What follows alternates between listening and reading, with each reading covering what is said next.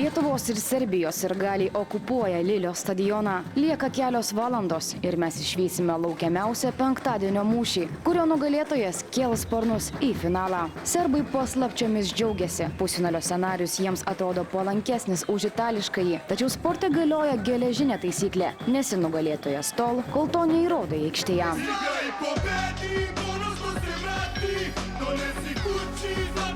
Serbai taip pat turi savo 3 milijonus. Himną, kuris tampa emociniu užtaisu Serbijos krepšininkams. Bet šį vakarą po rungtynių skambės tik nugalėtojų himnas. Ir lietuviai viliasi, kad jis bus mūsų.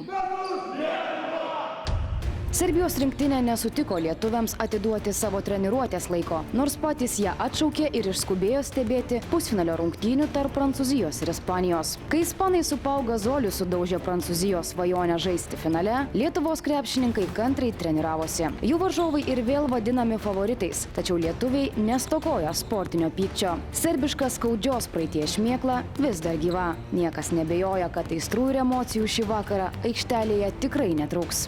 Reikia žaisti komandiškai, žaisti užsivedus, manau, viskas įmanoma. Tai reikia, kad mes darytumėm tą darbą, kurį darėm vakar, kurį mokam geriausiai daryti. Serbijos rinktinė šiame Europos čempionate nuo kelio šluoja vieną varžovą po kito. 7 pergalės iš eilės ir vienintelis tikslas – auksas Lilyje. Praėjusių metų pasaulio vicečempionai su legendiniu treneriu Aleksandru Džordževičiumi priešakyje be galo pavojingi. Sėkmės prieš niekieno dar neįveiktus serbus galima tikėtis tik ant parketo paklojus visas kortas – komandinę dvasią ir užsidegimą, individualų meistriškumą ir kovingumą.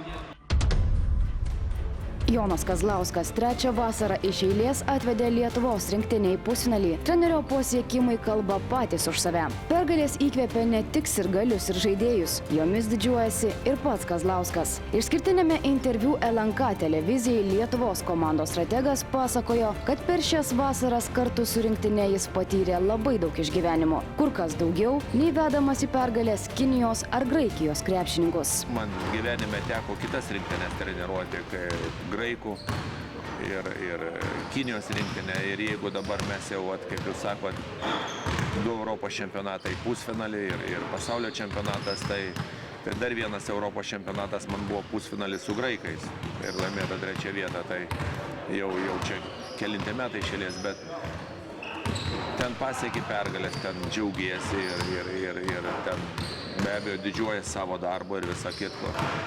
Bet tų emocijų, tos įtampos, tų tokių nervų, tų vis tiek ten taip nesugadini kaip čia. Kazlauskas nebejoja, kad ateityje jam sveikata teks pajusti, kiek daug jėgų ir emocijų atidavė šiam darbui. Kainuoja. Žinot, dar neskaitau savęs labai senu, bet kažkada tai atsilieps. Kazlauskas šią vasarą sulaukė daug kritikos, bet kol skeptikai žarstė savo strėles, treneris kantriai sprendė vieną galvosūkį po kito ir kartu su savo kariauna nusitiesė kelią iki pusfinalio.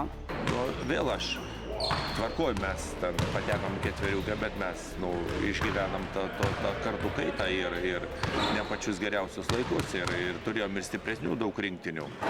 Ir mes esam palepinti ir visą kitką. Kitas dalykas yra, kad Lietuvoje krepšinis yra ta išskirtinė sporto šaka ir irgi tai ne visiems patinka. Tai jeigu tu viską dabar čia imsi, pergyvensi, tai tada tu tik tai vaikščiosi už galvos, susimsi dėjuos ir tu neturėsi kada ruoštis tom varžybom, ką patarinė žaidėjam ir visą kitką, tai tu per daug reaguosi. Tai pirmiausia, treneris turi atsiriboti, paskui ir iš žaidėjus įtakoti. Kazlauskas santūrus žmogus. Net kai rungtynės pasiekia maksimalią įtampą, jis savo emocijas stengiasi užgniaužti viduje. Jeigu aš noriu padėti komandai, aš turiu vėlgi išlaikyti ir savo tas emocijas ir suvaržytas ir visą kitą ir visą laiką galvoti, ką dabar daryti, kaip padėti. O jau tos emocijos ateina po to kažkur rūbinė, dar kažkur tenai, kur jau gali jas išlieti ir visą kitką. O čia tu turi valdytis. Jeigu tu negali susivaldyti, jeigu tu, kaip sakant, užsivedi, tu negali būti treneriu. Kazlauskas savo auklėtiniams ne tik treneris, bet ir psichologas. Tiesa, kaip sako pats, ateityje norėtų būti juo dar geresniu. Dabar ateina toks momentas, kada žaidėjų tas pasirengimas jis yra labai panašus ir žaidėjai vienodėja ir jau lemia nebe šičia, bet šičia. Ir aš norėčiau dar turėti didesnį įtaką padėti savo žaidėjams, būtent toj srity kažkur sugebėti dar daugiau, nes galvoju, tai yra labai svarbu. Lietuvos rinktinė šiame Europos čempionate jau nuveikė didelį darbą, bet jis dar nebaigtas. Asta Žukaitė, Donatas Pakštys, kamuolys apvalus Lilis.